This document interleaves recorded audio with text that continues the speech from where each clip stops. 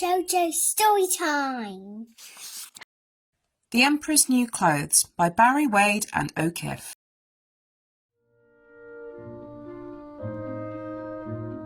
Once there lived a vain emperor who loved to show off in new clothes.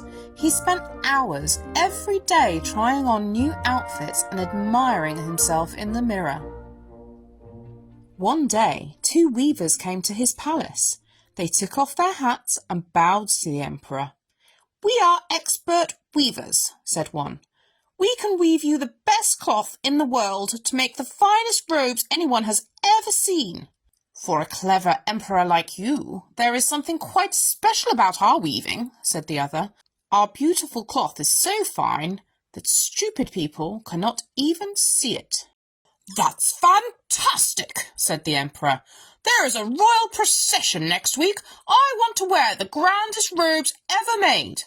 He pictures himself striding down the street with all eyes on him and everyone admiring him greatly. The vain emperor gave the weavers a bag full of gold and a room in the palace where they could make the new robes. The cheating weavers took their weaving and sewing tools in with them and pretended to work. Scissors snipped and needles stitched through the air.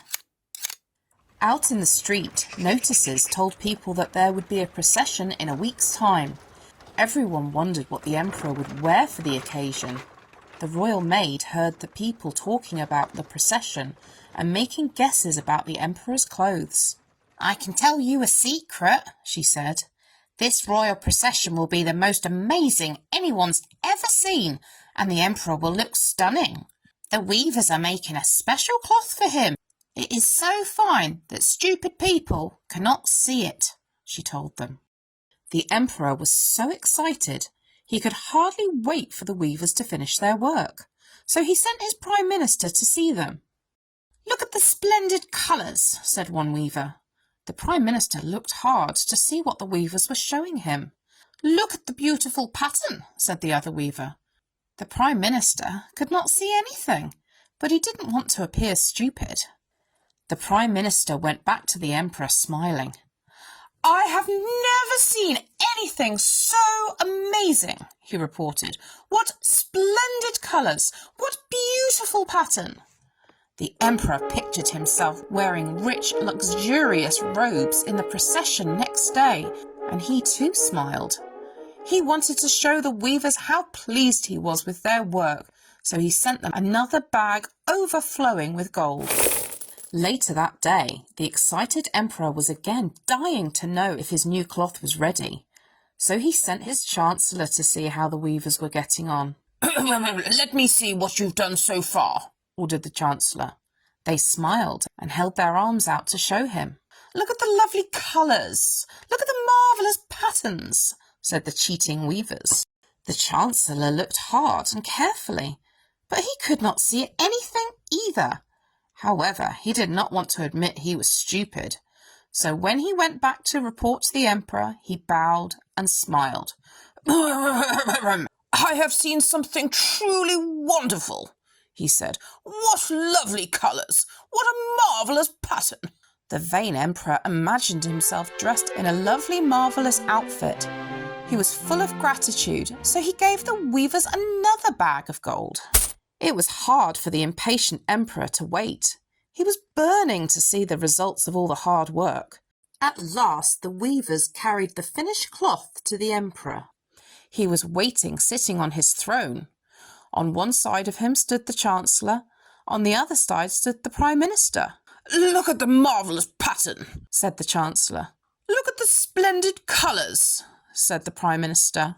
Both the chancellor and the prime minister seemed happy that the emperor would look wonderful in the procession. The prime minister helped to show him the finished cloth.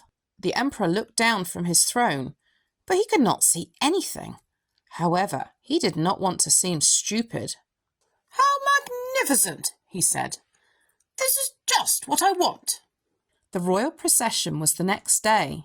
There was little time left, so the cheating weavers went back into their workroom and they pretended to cut and sew the new cloth into robes fit for the emperor.